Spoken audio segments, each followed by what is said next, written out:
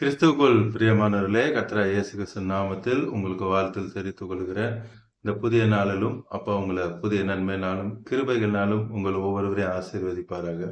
இன்றைக்கும் உலகமெல்லாம் குருத்தோலை ஞாயிறு கொண்டாடிட்டு இருக்காங்க. இந்த குருத்தோலை ஞாயிறு வேதத்தின்படி ஏசப்பா ஏன் கழுதை மேல வந்தாங்க, அவங்க ஏன் வஸ்திரத்தை விரித்தாங்க, அவங்க ஏன் ஓசன்னா சொன்னாங்க, அங்க என்ன நடந்துச்சு, இதனால நமக்கு என்ன கிடைச்சது, இதைதான் இன்னைக்கு நம்ம பார்க்க போகிறோம். இது மூலமா அப்பா பார்த்து கொண்டிருக்கிற கோடிக்கணக்கான அவருடைய பிள்ளைகளாகிய உங்களுக்கு என்ன நன்மை செய்ய போகிறார் என்பதையும் பார்க்கலாம். இப்பொழுதும் மத்தேயு 21 அதிகாரம் முதல் வசனத்திலிருந்து பார்ப்போம்னா, மேத்யூ 21 from verse 1 முதலாம் வசனத்துல பார்ப்போம்னா, அப்பா வராங்க ஒலிவ மலைக்கு அருகான பெத்வேகு என்ற அந்த ஊருக்கு வராங்க.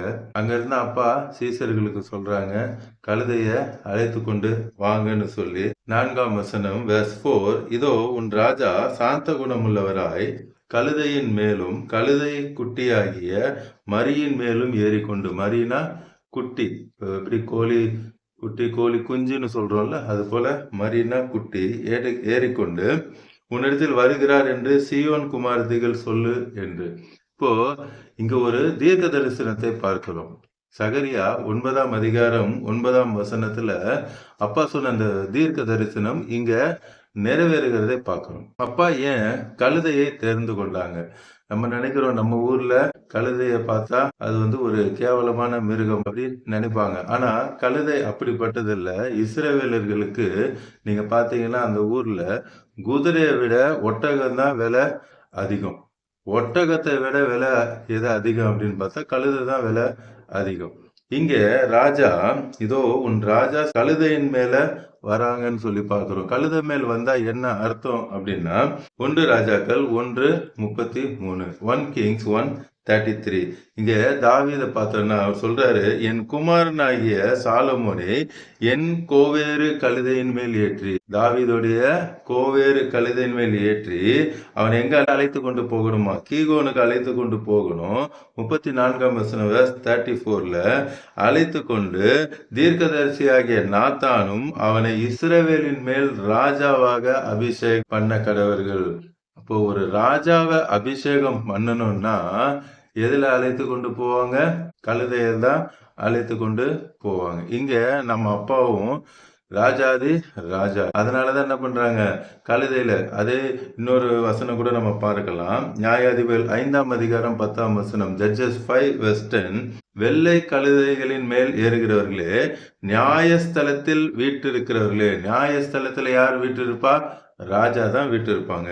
அவங்க இது மேல வராங்களாம், வெள்ளை கழுதைகளின் மேல். அப்போ கழுதை மேல வந்தா எதுக்கு அடையாளம்னா ராஜாக்களுக்கு அடையாளம். அதை உணர்த்துவதற்கு தான் அப்பா இங்க என்ன பண்றாங்க, கழுதை மேல ஏறி வரணும்னு சொல்லி பிளான் பண்ணி கழுதை மேல வராங்க. தொடர்ந்து நம்ம வாசிப்போம். 7ஆவது வசனம் verse 7, கழுதையையும் குட்டியையும் கொண்டு வந்து அவைகள் மேல் தங்கள் வஸ்திரங்களை போட்டாங்களாம். இவங்க வஸ்திரங்களை போடுறாங்க. வஸ்திரங்களை போட்டாங்கன்னா அதுக்கு என்ன அர்த்தம்? 2 ராஜாக்கள் 9ஆம் அதிகாரம் 13ஆம் வசனம், 2 Kings chapter 9 verse 13, அப்பொழுது அவர்கள் தீவிரமாய் அவரவர் தங்கள் வஸ்திரத்தை படிகளின் உயரத்தில் அவன் கீழே விரித்து எக்காலம் ஊதி யெகூ ராஜாவானான் என்றார்கள். இஸ்ரவேல் ஜனங்கள் வஸ்திரத்தை விரித்தானா ராஜாவாயிட்டாங்கன்னு அர்த்தம். இங்க ஏசப்பாவை அவர்கள் ராஜாவாக ஏற்றுக்கொண்டாங்க. அவங்க ஏன் ராஜாவாக ஏற்றுக்கொண்டாங்க? அவங்களுடைய பிளான் என்னன்னா, ஏசப்பா அநேக அற்புத அடையாளங்கள் செய்து கொண்டு இருக்கிறாங்க. அந்த ரோமர் ராஜ்யம் அவங்களுக்கு பிடிக்கல, பிலாத்துடைய ராஜ்யம் அவங்களுக்கு பிடிக்கல. இதுக்கு ஒரு மாற்று ஒரு ராஜா யாராவது வருவாங்களான்னு தான் அவங்க எதிர்பார்த்து கொண்டு இருக்காங்க. யூதர்கள் மேசியா எப்போ வருவாங்கன்னு என்ன பண்ணாங்க, பார்த்து கொண்டு இருக்கிறாங்க. இன்னி வரைக்கும் அவங்க எதிர்பார்த்து கொண்டு இருக்காங்க. மேசியா தான் நம்ம ஏசப்பா. அவங்க எதிர்பார்த்து கொண்டு இருந்தாங்க. அந்த நேரத்துல ஏசப்பாவை அவங்க டிசைட் பண்ணிட்டாங்க, ராஜா வாக்கலாம் அப்படின்னு சொல்லி டிசைட் பண்ணிட்டாங்க. இவர் தான் தகுதியானவர் என்று சொல்லி அவங்க டிசைட் பண்ணிட்டாங்க. அதனாலதான் வஸ்திரத்தை விரித்து எப்படி யெகூவுக்கு பண்ணாங்களோ அதே போல ராஜாவாக இவங்க முடிவு பண்ணிட்டாங்க. வஸ்திரத்தை விரித்தார்கள். 8ஆம் வசனத்துல அதான் இருக்கும். வெர்ஸ் 9 9ஆம் வசனத்துல முன் நடப்பாரும் பின் நடப்பாருமாகிய திரளான ஜனங்கள். எத்தனை பேர் வந்தாங்களாம்? திரளான ஜனங்கள். வேத பண்டிதர்கள் சொல்றாங்க அப்ராக்சிமேட்டா 3.5 lakhs people வந்திருப்பாங்கன்னு சொல்றாங்க. 3 லட்சம் மக்கள் வந்திருப்பாங்கன்னு சொல்றாங்க. அதுல வெளிநாட்டுல இருந்து வந்தவங்க மட்டுமே 2 லட்சம் பேர். எருசலேம்ல இருந்து வந்தவங்க ஒரு 1 லட்சம் பேர் வந்திருப்பாங்கன்னு சொல்றாங்க. இப்போ யோவான்ல பார்த்தோம்னா யோவான் 12:19 பரிசேயர் சொல்லுவாங்க உலகமே வந்தது என்று சொல்லி. அப்போ அங்க அந்த இடத்துல ஏசப்பா வரும் பொழுது அங்க உலகமே திரண்டு இருந்தது போல அவ்வளவு ஜனங்கள் வந்துட்டாங்க. எல்லாரும் எனக்கு ஒரு மேசியா வந்துட்டாங்க, இவர் ராஜா வந்துட்டாரு, இந்த ராஜா வந்துட்டான்னா நமக்கு நல்லது, இனிமேல் நல்லது நடக்கும்னு சொல்லி அப்போ எல்லாரும் அதனாலதான் அவங்க ஆர்ப்பரிக்கிறாங்க, ராஜா வந்துட்டாங்க, ராஜா வந்துட்டாங்கன்னு சொல்லி. அதே வசனம் தொடர்ந்து பாருங்க. தாவீதின் குமாரனுக்கு ஓசன்னா. சங்கீதம் 118 25 26 வசனம் பாத்தீங்கன்னா சாம்ஸ் 118 25 26 வேர்ஸ்ல பாத்தீங்கன்னா ஓசன்னா என்ன அர்த்தம்? கர்த்தாவே ரட்சியும், கர்த்தாவே ரட்சியும் என்று சொல்லி ஜனங்கள் ஆர்ப்பரிக்கிறாங்க.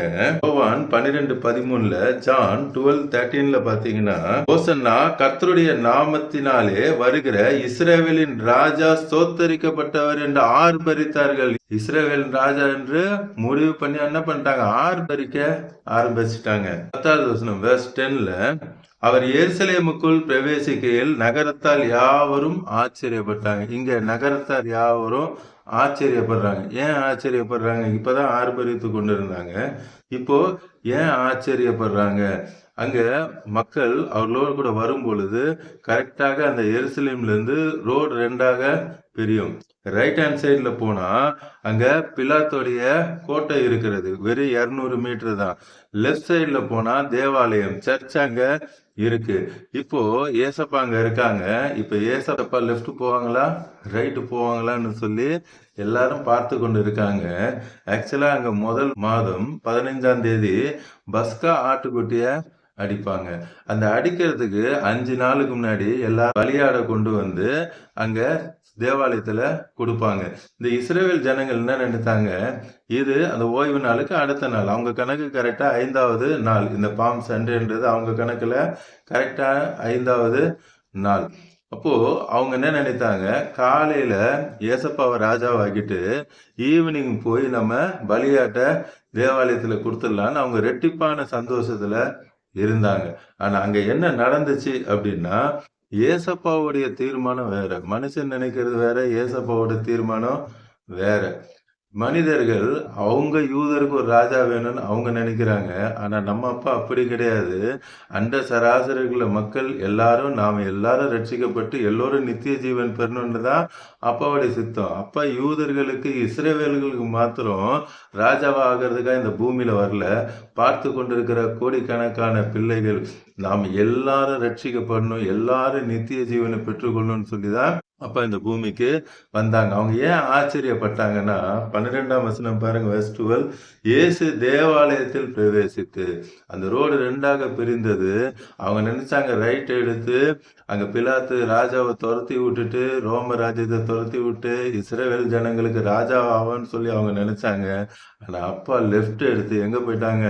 தேவாலயத்துக்கு நான் ஒரு பலியாடு என்று சொல்லி அவர் தன்னை தானே பலியாடாக அங்க கொண்டு போய் சமர்ப்பித்தார். கொலேசியர் 2ஆம் அதிகாரம் 14 15 வசனத்துல நீங்க பார்ப்பீங்கன்னா, கொலேசியன்ஸ் சாப்டர் 2 verse 14 and 15. நமக்கு எதிரிடையாகவும் கட்டளைகளால் நமக்கு விரோதமாக இருந்த கையெழுத்தை குலைத்து அதை நடுவிலிராதபடி எடுத்து சிலுவையின் மேல் ஆணியடித்து துரைத்தனங்களையும் அதிகாரங்களையும் உரிந்து கொண்டு வெளியரங்கமான கோலமாக்கி அவைகள் மேல் சிலுவையின் மேல் வெற்றி சிறந்தார். இன்னொரு டிரான்ஸ்லேஷன்ல இந்த துரைத்தனங்களும் அதிகாரங்களும் உரிந்து கொண்டு வெளியரங்கமா வரத அடித்து தரன்னு இழுத்துட்டு வர்றதை குறித்து சொல்வதாக சொல்லுவாங்க. இங்க இஸ்ரவேல் ஜனங்க நினைச்சாங்க அந்த பிலாத்தை அடித்து நொறுக்கி அவனை ரோட்ல தரன்னு இழுத்துட்டு வருவாங்கன்னு சொல்லி இஸ்ரவேல் ஜனங்க நினைத்தாங்க. ஆனா அப்பா நினைத்தது வேற. நமக்கு விரோதமாய் நம்மை நரகத்துக்கு அழைத்து கொண்டு போக காத்து கொண்டிருக்கிற பிசாசை அழிக்கும்படியே தேவகுமாரன் பூமியில் வெளிப்பட்டார். அப்பாவோட திட்டம் பிசாசை அடித்து நொறுக்கி அவனை தர தர தர என்று இழுத்து வந்து கல்வாரி சிலுவையில் என்ன பண்ணாராம்? வெற்றி சிறந்தார். அவங்க ஓசன்னா ஓசன்னா ஓசன்னா என்னை ரட்சியும் ரட்சியும் ரட்சியும்னு கேட்டாங்க. வெளிப்படுத்துதல் 7ஆம் அதிகாரத்துல 9-10 வசனத்துல ரெவலேஷன் 7 சாப்டர் verse 9 and 10ல ஒருவரும் எண்ண கூடாததுமான திரளான கூட்டமாகிய ஜனங்கள் வெள்ளை அங்கிகளை தரித்து தங்கள் கைகளில் குருத்தோலைகளை பிடித்து சிங்காசனத்துக்கு முன்பாகவும் ஆட்டுக்குட்டியானவருக்கு முன்பாகவும் நிற்க கண்டேன். குருத்தோலை பிடிச்சு எங்க நிக்கிறாங்க? அப்பாவுக்கு முன்பாக ரட்சியும் ரட்சியும் என்று கேட்ட ஜனங்களே அப்பா ரட்சித்துட்டாங்க. இன்னைக்கு நம்ம ரட்சியும் ரட்சியும்னு கேட்கிற சூழ்நிலை மாறிடுச்சு. ஏசப்பா அவங்க ரத்தத்தால கழுவி நம்மளை சுத்திகரித்து பரிசுத்தமாக்கி நமக்கு ரட்சிப்ப கொடுத்துட்டாரு. இன்னைக்கும் ரட்சியும் ரட்சியும்னு கேட்க கூடாது. கொடுத்தது என்ன பண்ணக்கூடாது? திருப்பி கேட்க கூடாது. ஏசப்பா பாரு, அடுத்த வசனம் பாருங்க, verse 10ல அவர்கள் மகா சத்தமிட்டு ரட்சிப்பின் மகிமை சிங்காசனத்தில் மேல் வீட்டிருக்கிற எங்கள் தேவனுக்கும் ஆட்டுக்குட்டியானவருக்கும் உண்டாவதாக என்று ஆர்ப்பரித்தார்கள். இன்னைக்கு பார்த்து கொண்டிருக்கிற கோணிக்கான அப்பாவோட பிள்ளைகள் ஆர்ப்பரிக்க போறீங்க. ஏசப்பா உங்களுக்காக தான் கல்வாரி சிலுவையில மரித்து 3ஆவது நாள் உயிரோடு எழுந்து இவ்வளவு பெரிய காரியங்களை செய்தார். அவர் யூதர்களுக்கு மாத்திரமல்ல, நமக்கு ராஜா. இப்பொழுது நம் கண்களை மூடி கல்வாரி சிலுவையை பார்க்கலாமா? அன்பின் பரலோக தகப்பனே, இந்த காலை நேரத்துல உடைய பிள்ளைகளோடு கூட வேத ரகசியங்களை நீர் ஆண்டவரே பேசினீர். பார்த்து கொண்டிருக்கிற கோடிக்கணக்கான உடைய பிள்ளைகளை நீங்க ரட்சித்து ஆசீர்வதிக்கிறேன். நாள் முழுவதும் உடைய கரம் அவர்களோடு கூட இருந்து குடும்பத்துல ஒவ்வொருவரும் ரட்சித்து ஆசீர்வதிக்கிறீர். அவர்கள் என்னென்ன தேவையோடு கூட பார்த்து கொண்டிருக்கிறார்களோ இன்னைக்கு அந்த தேவைகளை சந்தித்து கடன் பிரச்சனையை மாற்றி, யார் யாரெல்லாம் வியாதிப்பட்டிருக்கவங்களோ அந்த வியாதியை மாற்றி, சொந்த வீடு கேட்கிறவர்களுக்கு வீட்டை கொடுத்து, பிள்ளைக்கு ஞானத்தை கொடுத்து, அவர்கள் ஸ்கூல் ஃபர்ஸ்ட் வர, கிளாஸ் ஃபர்ஸ்ட் வர நீங்க கிருபைகளை கொடுத்து, அவர்கள் குழந்தை இல்லை என்று வேதனையோடு கூட பார்த்து கொண்டிருக்கிற பிள்ளைகளுக்கு குழந்தை பாக்கியத்தை கொடுத்து ஆசீர்வதிக்கிறீர். அவர்களுக்கு ஒரு நிலையான வீட்டை தருகிறேன். யார் யார் என்னென்ன பிரச்சனையோடு கூட பார்த்து கொண்டிருக்கிறாங்களோ எல்லாருக்கும் அற்புதம் செய்கிறேன். உங்களுடைய உயிர்த்தெழுதலின் வல்லமை இந்த நாள்ல இறங்கி எல்லாருக்கும், யூதர்களுக்கு மாத்திரமல்ல, இஸ்ரவேலுக்கு மாத்திரமல்ல, பார்த்து கொண்டிருக்கிற கோடிக்கணக்கான பிள்ளைகளுக்கு ரட்சிப்பை நீர் கொடுக்கறதுக்காய், அவளுக்கு தேவையானதை சந்திக்கிறதுக்காய் நாள் முழுவதும் கரம் அவளோடு கூட இருந்து மன மகிழ்ச்சி நாளிலும் இந்த குருத்தோலை ஞாயிலும் நீர் ஆசீர்வதிக்கிறேன். இயேசுவின் நாமத்தில் ஜெபிக்கிறேன் நல்ல பிதா. ஆமென், ஆமென். தொடர்ந்து பாருங்க, அப்பாவோட வார்த்தையை கேளுங்க, அநேகருக்கு ஷேர் பண்ணுங்க. எல்லோரும் ரட்சிக்கப்படட்டும், ஆசீர்வதிக்கப்படட்டும். பக்கத்துல இருக்க சர்ச்சுக்கு போங்க. God bless you. Praise the Lord.